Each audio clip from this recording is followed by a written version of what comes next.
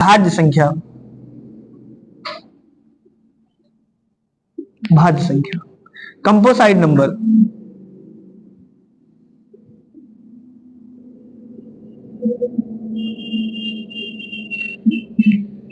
भाज्य संख्या।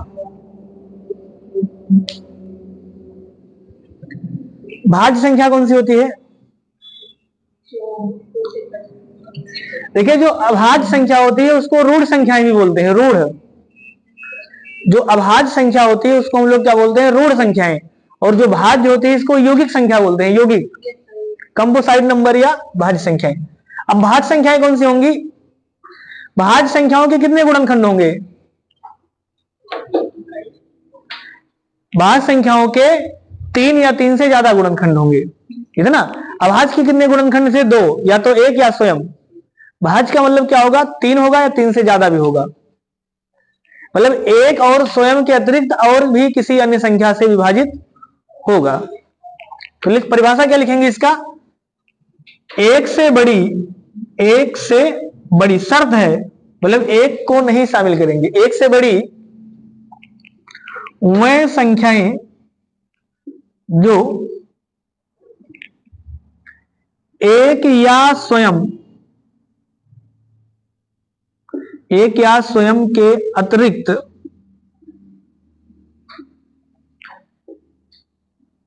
किसी और संख्या से विभाजित।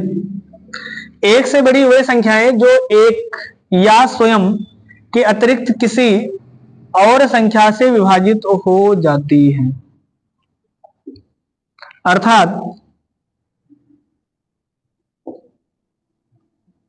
जिस संख्या के कम से कम 3 गुणनखंड हों। सिंपल है, अगर कम से कम 3 गुणनखंड अभाज्य, अधिक से अधिक 2 गुणनखंड भाज्य, ये तो है ना।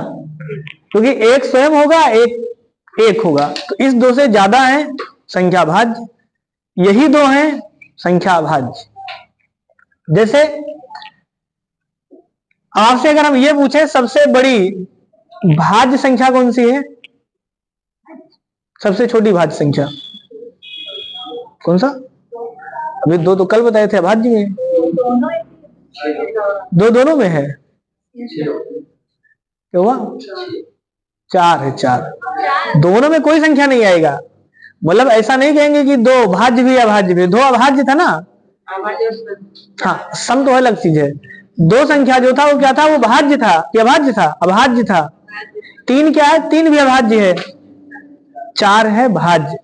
सिंपल परिभाषा लिखा है, परिभाषा के जैसे 2, तो 2 या तो 1 से विभाजित होगा या 2 से होगा। 3 या तो 1 से होगा या 3 से होगा। लेकिन 4 आपका 1 से भी होगा, 2 से होगा और 4 से होगा, ये ना। तो जिसके 3 या 3 से ज्यादा गुणनखंड वो संख्या भाज्य, जिसके केवल 2 गुणनखंड वो संख्या अभाज्य। तो ये 2 संख्या अभाज्य है और ये संख्या भाज्य।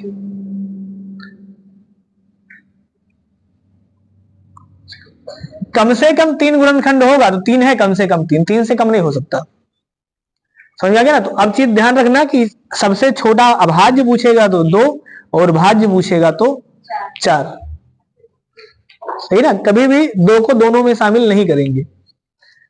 ऐसे कोई भी संख्या, जैसे मान लीजिए 5 फिर से अभाज्य है, फिर 6 है, तो 6 के कितने गुणनखंड है? 1, 2, 3 और 6, 4 गुणनखंड है ना भाई, चारों से कट जाएगा। जैसे आपका 12 है तो 12 किससे कटेगा? तो 12 1 से भी कटेगा, 2 से भी कटेगा, 3 से कटेगा, 4 से कटेगा, 6 से कटेगा और 12 से। तो हम आपसे पूछे 12 के कितने गुणनखंड, तो आप कहेंगे 1, 2, 3, 4, 5, 6। समझ में आया? तो अगर 3 या 3 से ज्यादा है तो संख्या भाज्य है, इसका मतलब ये भाज्य है। पहचान सकते हैं ना सब। तो सबसे छोटी भाज्य संख्या 4, सबसे बड़ी भाज्य संख्या ज्ञात नहीं कर पाएंगे भाई, वो भी अनंत तक जाएगा।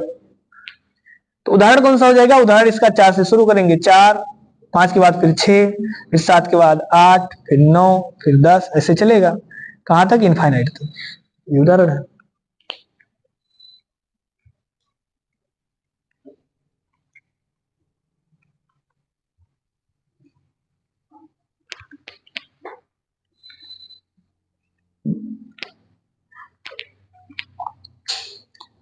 चलिए अब फिर से बात करते हैं, 1 से 100 तक कितनी संख्याएं भाज्य हैं, बताइए। चाहे आप पॉइंट बना के लिख लीजिए, क्वेश्चन में लिखिए, सीधे सीधे आप बताएंगे, हम लिखते रहेंगे। 1 से 100 तक कितनी संख्याएं भाज्य हैं? 1 से 100 तक भाज्य संख्या कितनी है, बताइए। 64, 64 कैसे आएगा, 75 रहेगा। आप लोग बताइए, बोला करिए। पढ़ने का मतलब पूरा इंटरेस्ट के साथ पढ़िए, पूरा रुचि के साथ, है ना। कितना आएगा? 1 से 100 तक नॉर्मल सवाल है, कितनी संख्याएं हैं जो, चलिए हम ऑप्शन भी लिख दे रहे हैं। मान लीजिए हमने सवाल नहीं लिखा है, सवाल एग्जाम में ऐसे आता, क्वेश्चन है 1 से 100 तक भाज्य संख्या कितनी है, अभी सवाल बन गया, भाज्य पूछे है ना, कितनी है। ऑप्शन लिख देगा, पहला 75, दूसरा 74, तीसरा 73, चौथा इनमें से कोई नहीं। हाँ 74 सही ना, समझ में आ गया सबको।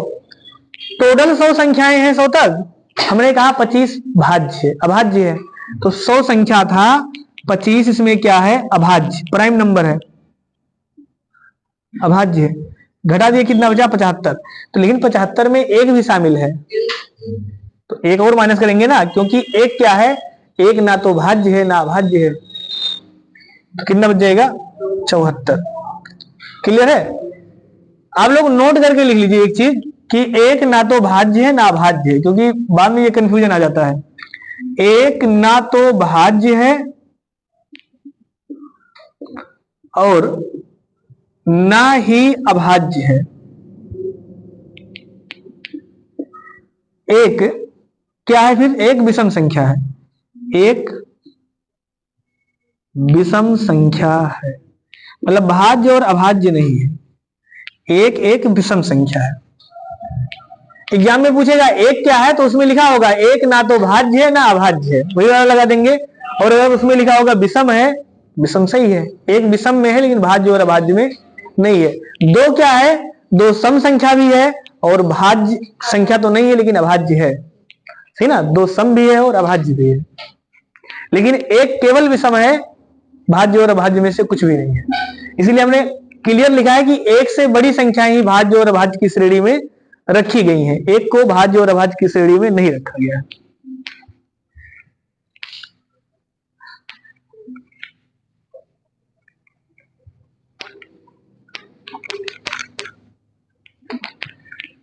देखिए अगर आपको भाज्य आता है अभाज्य आता है, तो इनसे सवाल जो पूछता है कि निम्नलिखित में से कौन सी संख्या भाज्य है अभाज्य है, तो अगर आप अभाज्य पहचान पा रहे हैं तो भाज्य भी पहचान लेंगे। जैसे कल विकल्प 4 लिखे थे, कौन सा अभाज्य है, तो बाकी जो 3 बच गया वो भाज्य है। इसमें भी वही सवाल आएगा ना कि निम्नलिखित में से कौन सी संख्या भाज्य है, तो बाकी 3 संख्या पहचान लेंगे, जो किसी से कट जाएगा वो भाज्य, जो किसी से नहीं कटेगा, सिर्फ स्वयं या एक से कटेगा वो भाज्य है। समझ में आ रहा ना ये चीज? अच्छा आपसे अगर पूछे 2 अंकों की कुल कितनी संख्याएं भाज्य हैं, एग्जाम में पूछा गया सवाल है, 2 अंकों की कुल भाज्य संख्या कितनी है, 2 अंकों की कितनी संख्या भाज्य, 2 अंक कितना आएगा, 71 आएगा। कंफर्म बताइए जो भी है। 2 अंकों की कुल भाज्य संख्या है 70, ये आएगा। चलिए ऑप्शन हम लिख दे रहे हैं, ऑप्शन है 68, 69, 70 और 71, ये ऑप्शन है। ये मान के बताना रहता है कि एग्जाम में बता रहे हैं ना भाई, कंफर्म बताना रहता है, अनुमान लगा के नहीं, क्योंकि आपके पास पेन भी है पेपर भी है, लिखना हो तो लिख के बताइए, लेकिन सही बताइए। 69 रहेगा। अब देखिए हमने कहा 2 अंकों की कुल कितनी संख्याएं, 100 अंक तक कुल कितनी संख्याएं हैं, 100, कितना आएगा, 71 आएगा। आप लोगों का 70, आपका दो अंक की कुल कितनी संख्या है? आप कहेंगे सर 90। दो अंक की कुल 90 संख्या है ना भाई। 10 से लेके 99 तक 90 संख्या है दो अंक की। अब दो अंक की अगर 90 संख्या है तो कल हम लोग पढ़े थे कुल कितनी संख्याएं अभाज्य हैं? 25। 25 में से 4 संख्याएं एक अंक वाली थी, बाकी संख्याएं दो अंक वाली थी। दो अंक वाली कितनी संख्याएं अभाज्य थी? 21। ये तो है ना। तो अगर इसी में से हम 21 घटा दें कितना बचेगा? 69। इसका मतलब जो 69 बच गया है, 69 ये संख्याएं तो दो अंक की हैं। नहीं समझ में आया भाई? दो अंक की टोटल 90 संख्या है, इसमें से 21 संख्याएं अभाज्य हैं, तो बाकी 69 संख्याएं भाज्य हैं। ये दो अंक की कुल संख्या है, ये अभाज्य संख्या है दो अंक की, ये भाज्य संख्या है। अब देखिए सवाल बहुत हल्का रहा था, लेकिन एग्जाम में वही होता ना कि गलत हो गया। और ये सब सवाल अगर एग्जाम में गलत हो गए, जैसे एक वो है ना, जिसे मान लीजिए जो सवाल 50% बच्चे सही कर रहे हैं, अगर वो सवाल गलत हो गया तो फिर तो गड़बड़ कहानी है। जो सवाल 1-8% बच्चे सही कर रहे हैं, अगर उसमें गलत हो गया बाई चांस से, चाहे जानबूझ के चाहे गलती से, तो एक प्रकार से संतुष्ट कर देगा। लेकिन जो सवाल सबका सही होगा वो गलत हो गया, फिर वहां गड़बड़ हो जाएगा।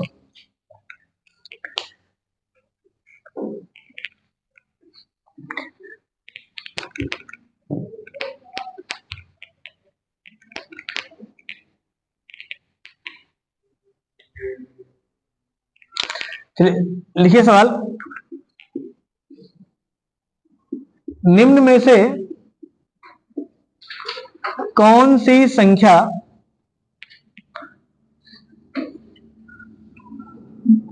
भाज्य है?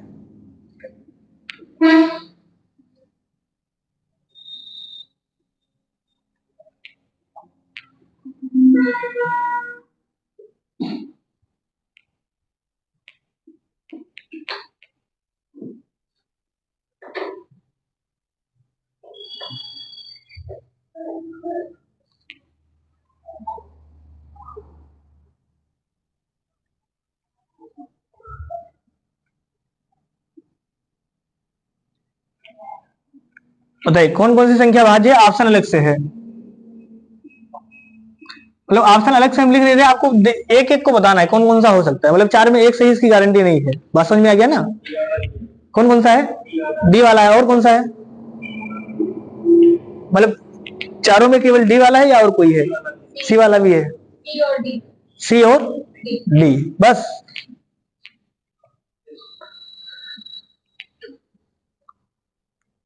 सही है सबका? तो देखिए अब 107 भाज्य है कि भाज्य है? बताइए, आप बताइए इधर।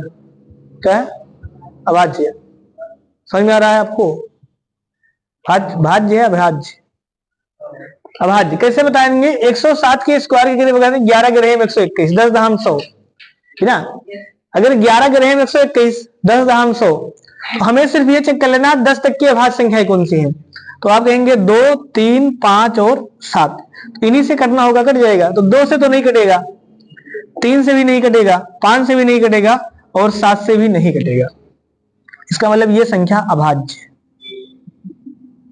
ऐसे इसको चेक करेंगे तो ये संख्या हम लोग कल भी चेक किए थे 181, ये संख्या अभाज्य ही था। अभाज्य था ना? हाँ अभाज्य था, अभाज्य था। इसको चेक करना है तो ये संख्या 17 का स्क्वायर लिखा है, 17 गुणे 17 289 होता है ना, 289 लिखा है। तो वैसे भी चेक कर सकते हैं 17 का ये भाई। और ये 729, इस 9 से ही कट जाएगा, 3 से कट जाएगा, सही ना। 27 का स्क्वायर लिखा है, 9 का क्यूब लिखा है, 9 गुणे 9 गुणे 9, मतलब सीधे सीधे 3 से दिख रहा है, 9 से कट रहा है, बहुत सी संख्याओं से विभाजित है। तो ये दो संख्या आपका भाज्य है, ये दो संख्या अभाज्य है। क्लियर है ना? बताइए किसी को भाज्य और अभाज्य में अभी भी एग्जाम में सवाल आए तो ना लगा पाए? लग जाएगा ना अब?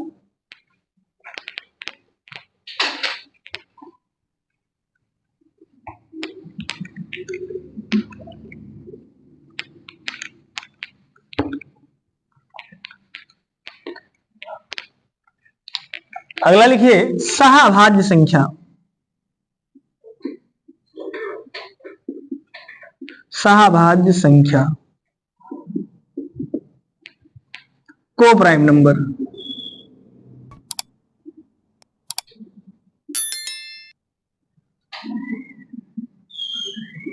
को प्राइम नंबर, सहाभाज्य संख्या, को प्राइम नंबर। सहाभाज्य संख्या जानते हैं कोई इसमें से क्या होता है? सुने हो या जानते हो सहाभाज्य संख्याएं कौन सी होती हैं? बताइए। सहाभाज्य संख्या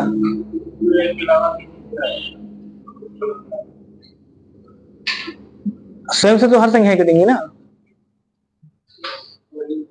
तो वो तो अभाज्य हो गया ना, वही तो अभाज्य में पढ़े हैं। जो संख्या एक या स्वयं से करती है वो अभाज्य होती है, सहाभाज्य फिर क्या हो? कौन सी संख्या उदाहरण बताइए, शांत रहिए। संतुष्ट, संतुष्ट का मतलब इंटरेस्ट के साथ। हमने क्या कहा ना, इन्होंने पहला उत्तर बताया कि जो सिर्फ एक से कटे, कोई संख्या जैसे तो 13, 19, ठीक, 13, 19 और 11 सही है ना। और कोई संख्या? 9 नहीं, हाँ ये हो गया ना, 5 हो गया, 7 हो गया, ये बता रहे हैं ना। तो ये संख्याएं सहाभाज्य नहीं है, ये संख्याएं अभी अभी पढ़े हैं अभाज्य है।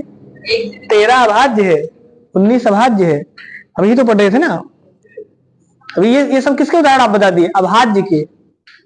ध्यान आया ना, ये सारे उदाहरण अभाज्य के हैं। तो फिर सहाभाज्य क्या है समझिए, देखिए हम बता रहे हैं।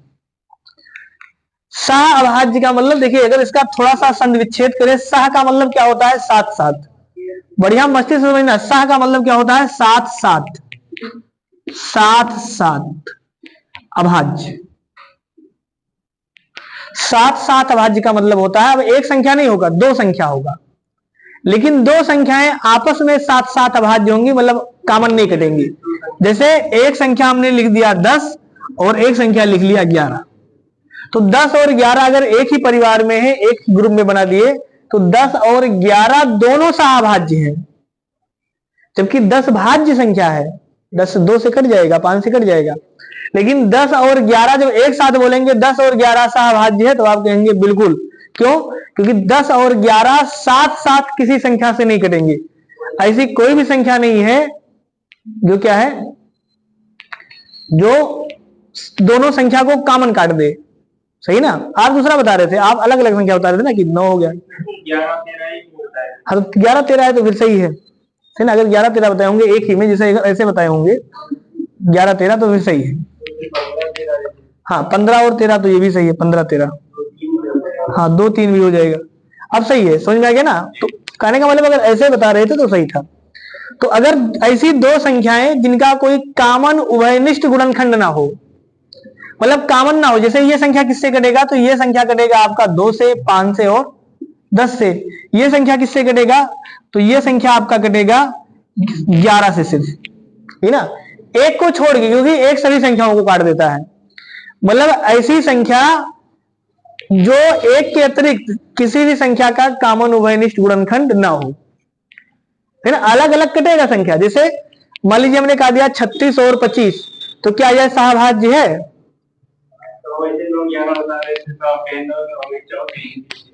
नहीं, तो हमें मतलब हम अलग अलग लिख रहे थे ना। चलिए 36 और 25, तो 36 और 25 सहाभाज्य की नहीं है? है, ये भी है। क्यों? क्योंकि जो 36 को काटेगा, 36 किससे कटेगा, तो आप कहेंगे 1 से, 2 से, 3 से, 4 से, फिर 6 से, 9 से, 12 से, 18 से और 36 से। इन सभी संख्याओं से 36 विभाजित है ना। जबकि 25 किससे विभाजित है, तो 25 1 से, फिर 5 से और 25 से। तो हमने कहा एक के अतिरिक्त, मतलब एक को नहीं गिनना है, क्योंकि एक सभी संख्याओं को काट देता है। तो एक के अतिरिक्त, समझ में आया ना। तो एक के अतिरिक्त, जबकि आप क्या बोल रहे थे कि ये जो संख्या एक से कटे, ये तो बोल रहे थे ना। हाँ, तो एक के अलावा नहीं, तो ये भी तो गड़बड़ है। ऐसा बोलना चाहिए था जो संख्याएं एक के अलावा किसी और संख्या से ना विभाजित हो, है ना, कॉमन रूप से। मतलब हम, आपके पास जानकारी सही था, आप प्रेजेंट नहीं कर पा रहे थे, है ना। तो ऐसी संख्याएं जो एक के अतिरिक्त किसी कॉमन संख्या से विभाजित ना हो, से जो संख्या इसको काट रहा है वो संख्या इसको नहीं विभाजित कर रहा है, तो ये संख्या क्या है? सहाभाज्य है। लासा मासा पढ़े थोड़ा सा, जानते होंगे ना। तो ऐसे कह सकते हैं जो संख्याएं सहभाज्य होती हैं उनका एचसीएफ हमेशा एक आएगा। इनका और इनका एचसीएफ निकालेंगे 36 और 25 का, तो कितना आएगा? एक ही आएगा ना, क्योंकि कॉमन से विभाजित नहीं होगा। समझ में आ गया सबको? पहचान लेंगे ना अब। तो ये भी सवाल एग्जाम में सीधे सीधे आता है, कौन सा सहभाज्य है कौन सा नहीं है, तो लिख लीजिए।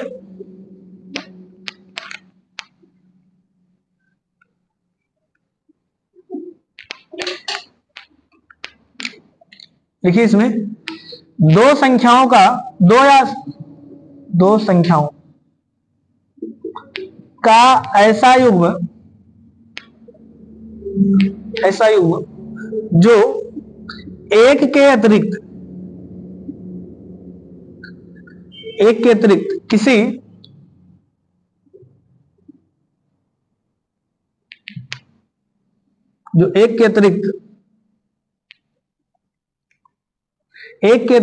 दूसरा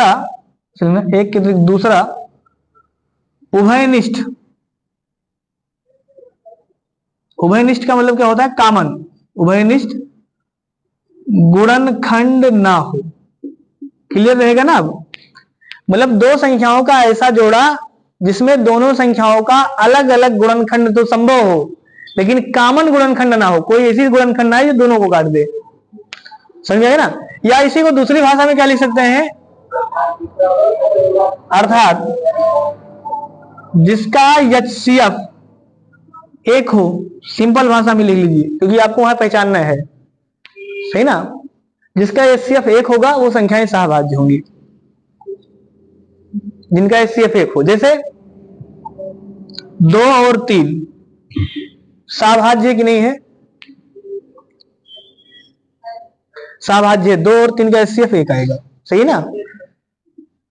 5 और 8 सहभाज्य की नहीं है? है। 9 और 13 है। अलग अलग विभाजित हो सकता है, लेकिन कॉमन से विभाजित नहीं होना चाहिए, शर्त ये है। जैसे कोई भी संख्या मान लीजिए 25 और 49, बताइए 25 और 49 सहभाज्य की नहीं है? है ना भाई। 25 सिर्फ 5 से और 1 से कटेगा, और 25 से कटेगा, और 49 7 से कटेगा, 1 से कटेगा और 49 से कटेगा। तो एक के अतिरिक्त सवाल में लिखा है, इसका मतलब ये भी है। लेकिन हम आपसे कहें 10 और 25, 5 से दोनों कट जाएगा ना। हाँ, 5 से इधर भी कट जाएगा, 5 से, तो इसका मतलब ये वाली सहभाज्य नहीं है। क्लियर है ना? समझ में आ गया होगा अब। से कोई भी संख्या मान लीजिए 64 और 46, ये संख्या कट जाएगा, तो ये संख्या भी आपका सहभाज्य नहीं है। क्लियर है ना आप? तो सीधे सीधे निकाल लेना है कि जिसका एचसीएफ एक आए वो सहभाज्य है। अब हम आपसे कुछ और पूछ रहे हैं, जैसे 1 और 1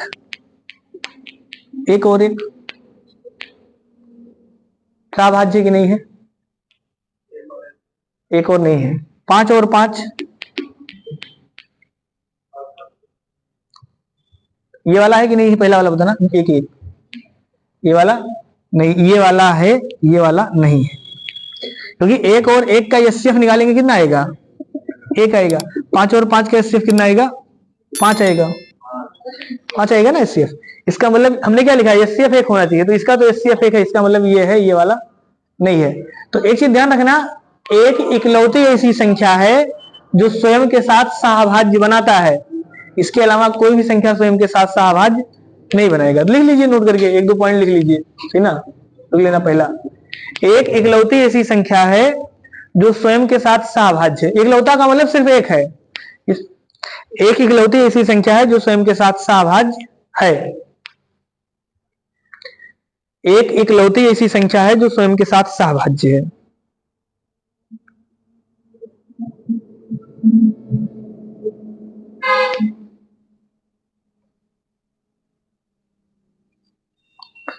क्लियर है? उदाहरण में आप लिख लीजिए, जैसे एक बार ये 1 और 1 लिख लेना, तो इसको इसमें सही लगा दीजिए, और एक में 5 और 5 लगा दीजिए, इसको गलत लगा दीजिए। यानी 1 और 1 है, लेकिन 5 और 5 नहीं है। ये चीज ध्यान रखना, एग्जाम में गलत हो जाता है कि आदमी कहेगा 1 1 5 5, फिर आदमी लिख देगा ऐसे 7 7, सही है ना।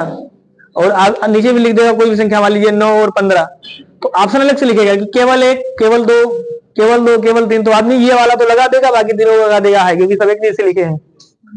समझ में आया ना? तो ये चीज ध्यान रखना कि एक और एक स्वयं के साथ सहभाज्य है, बाकी स्वयं के साथ सहभाज्य नहीं होती। एक दूसरा पॉइंट भी लिखना, ये पहला पॉइंट हो गया, दूसरा आप लिखिए, 2 क्रमागत संख्याएं सदैव सहभाज्य होती हैं। 2 क्रमागत संख्या सदैव सहभाज्य होता है।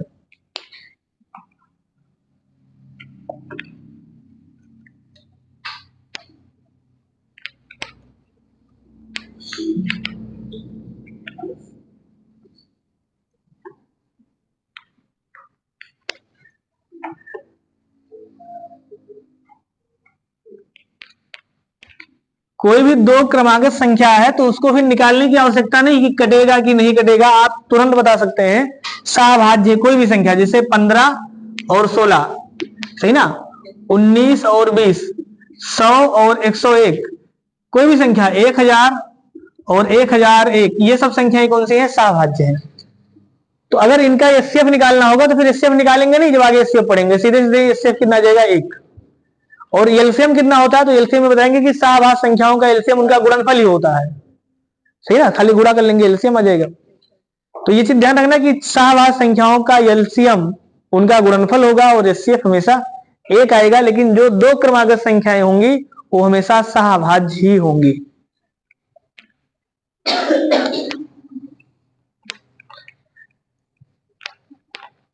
एक तीसरा प्रमेय आप लिख लीजिए, तीसरा नियम,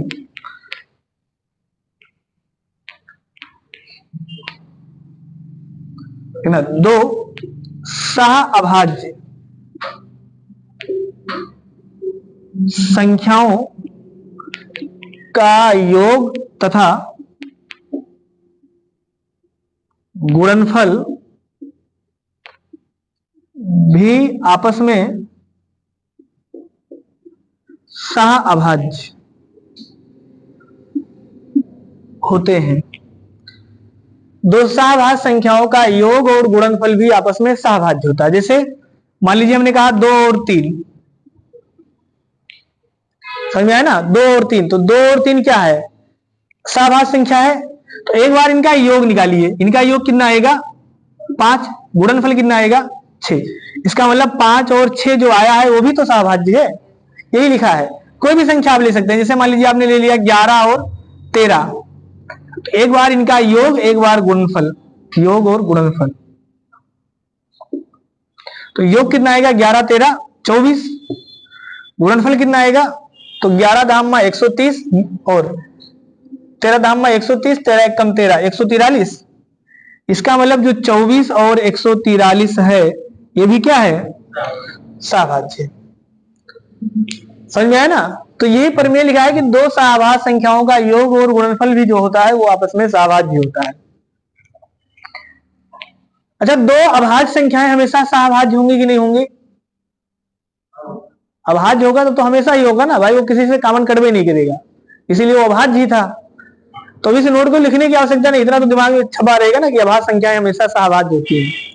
बाई चांस अगर भूल भी गए तो एक कॉमन लाइन लिखे हैं कि उनका एचसीएफ निकाल लेना है, अगर एचसीएफ 1 आ गया तो सहभाज्य है।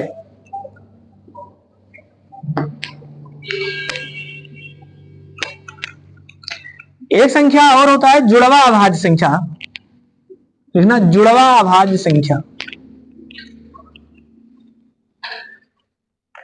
एसएससी के एग्जाम में कई बार पूछा है जुड़वा अभाज्य संख्या।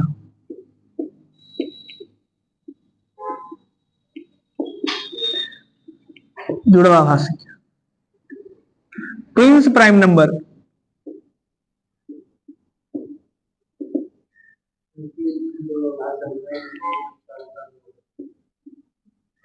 हाँ, ऐसी 2 अभाज्य संख्याएं जिनके बीच का अंतर 2, सही है, लिख लेना, ऐसी 2 अभाज्य संख्या जिसके बीच का अंतर 2 हो। देखिए इसमें अभाज्य होना जरूरी है संख्याओं का, जबकि सहभाज्य में अभाज्य होना जरूरी नहीं था। उसमें 10 11 भी सहभाज्य थे ना, 10 भाज्य संख्या था। लेकिन यहाँ क्या बताएंगे, सिर्फ अंतर 2 होने के साथ साथ संख्या भी अभाज्य हो। जैसे 3 और 5, 2 का अंतर है ना, 5 और 7, 11 और 13, ऐसे फिर हाँ कितना 17 और 19, हाँ 19 और 21, 21 क्या है, 21 तो भाज्य है, ठीक ना। तो 19 21 23 और 2 संख्या बताना है ना।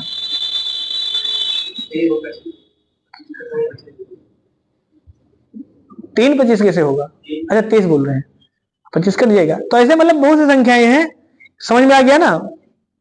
कहने का मतलब आपको निकालना नहीं, वहां तो ऑप्शन लिखा होगा, वहां देख लेंगे जिसमें 2 का अंतर हो, संख्या अभाज्य हो, टिक कर देंगे। समझ में आया ना। ये मतलब 2 4 उदाहरण हम लोगों ने लिख लिया। इस प्रकार से जहां भी संख्या लिखा होगा, अगर वो दोनों संख्याएं अभाज्य है और बीच में 2 का अंतर है, तो उसको हम लोग कहेंगे ट्विंस प्राइम नंबर, जुड़वा अभाज्य संख्या। हाँ समझ में आ गया ना। एक होता है चचेरा अभाज्य संख्या, ये क्या होता है, नहीं सुने हैं, कजन प्राइम नंबर, चचेरा अभाज्य संख्या। देखिए एग्जाम में जुड़वा अभाज्य संख्या तक, जैसे पुलिस में तो यहां तक पूछने की संभावना है। अब चचेरा अभाज्य संख्या आपको पुलिस में नहीं पूछेगा, लेकिन एसएससी पूछता है। तो अब जानकारी के लिए आपको बता दे, लिख लेना एक लाइन वो भी, सही ना भाई, ये खत्म ही हो रहा तो एक लाइन और लिख लेना। बाकी वो पुलिस के सिलेबस के अनुसार नहीं है, लेकिन होता है तो आप लिख लीजिए।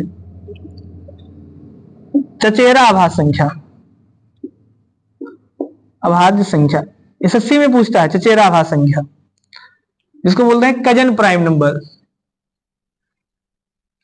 इसको क्या बोलेंगे, कजन प्राइम नंबर। क्या लगाते हैं, तो सिर्फ अंतर इतना सा है, ऐसी 2 संख्याएं जिनके बीच में 2 का अंतर हो, तो बस 2 के स्थान पे 4। समझ में आ गया ना। बस ये हो जाएगा आपका चचेरा अभाज्य संख्या। चचेरा अभाज्य संख्या में 4 का अंतर होगा। कजन प्राइम नंबर, क्लियर है। ऐसे 2 अभाज्य संख्याएं जिनके बीच में 4 का अंतर हो, उनको बोलते हैं चचेरा अभाज्य संख्या।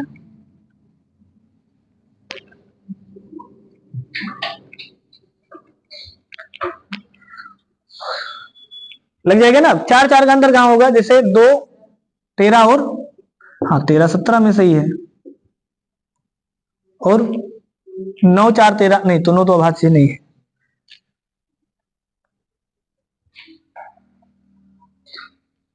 3 और 7 सही है ना। ऐसे मतलब कहीं भी आएंगी संख्या है तो वहां पे चेक कर लेना है आपको, जिसके बीच में 4 का अंतर हो उनको बोलेंगे हम लोग चचेरा अभाज्य संख्या। समझ में आ गया ना।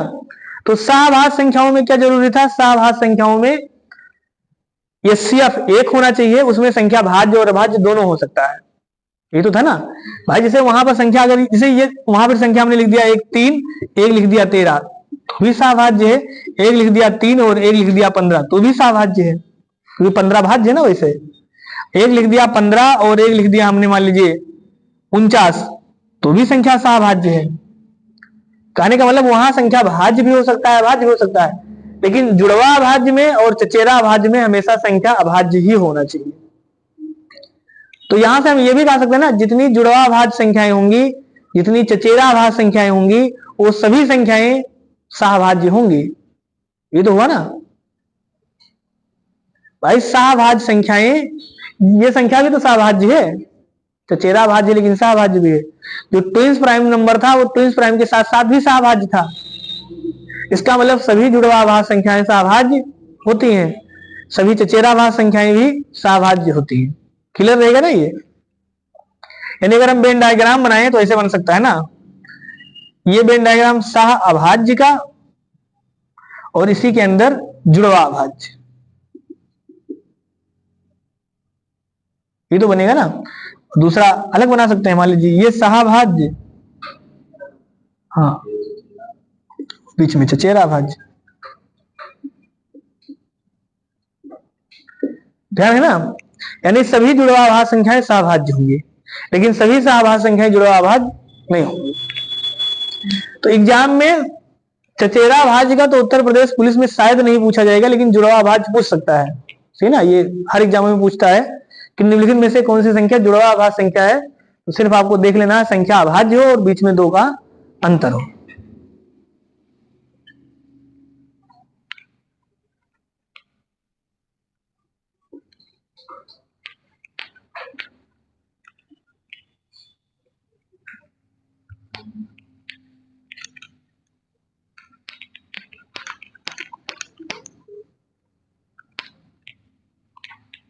किसी को दिक्कत है यहां तक? क्लियर है ना सबका?